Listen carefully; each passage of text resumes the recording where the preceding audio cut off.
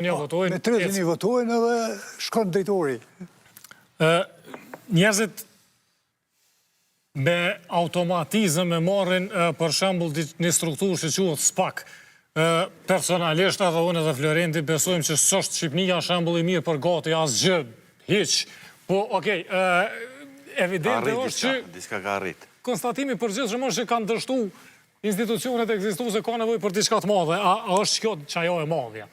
Po nuk mendoj që është ndoshta e madhja, pasi që një SPAK mbase tek pritet të themelohet këtu tek ne, mendoj që ka nevojë të madhe edhe për një SPAK në këtë vend. Tash u përmend edhe më herët që ka pas institucione dhe procese tjera në vend që ka mujt për të luftohet kjo.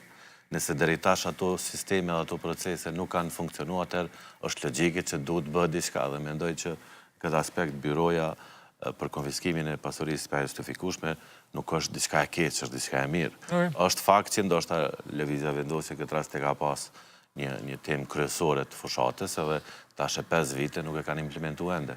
Në anën tjetër mos harrojmë që edhe LDK nëse nuk ka bëj ka pas votu. Nuk është vetëm lëvizja vendosje.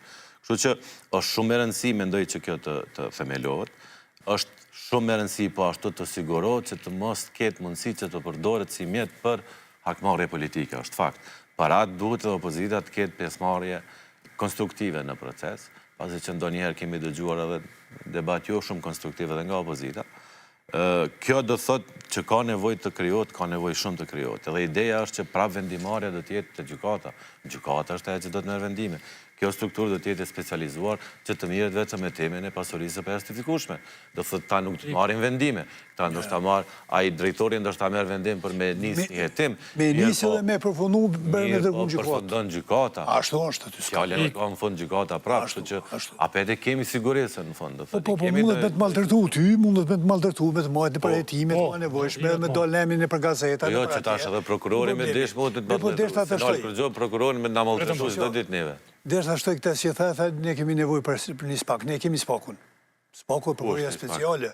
Mirë po, kemi të bëjmë një prokurori speciale që nuk ka përkrahje nga vetë qeveritarët. Prokuroria speciale nuk mirët me figurën e gjyqtarëve prokurorëve.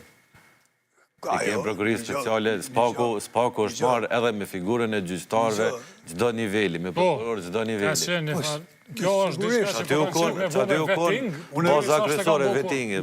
Unë po foli për anën juridike. Te kemi SPAK që është special për prokurori. Po pse zbatohet, nuk zbatohet, pse nuk është nivelin e SPAK-ut, është problemi mas pari kryeministri që e fton kryeministrin me dhoni dëshmia i zvjen e thotë jo zvi, ti në kohë shtrim ha të merrem. Çka ose bë prokuroria speciale që 26 dhjetor? Ja, s'është 26.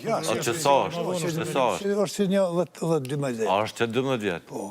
Se do të thotë po kemi prapë nevojë për institucion të ri, që do të bëjnë. S'ka nevojë, kjo ka politizon veç me qëllime të caktuara ka.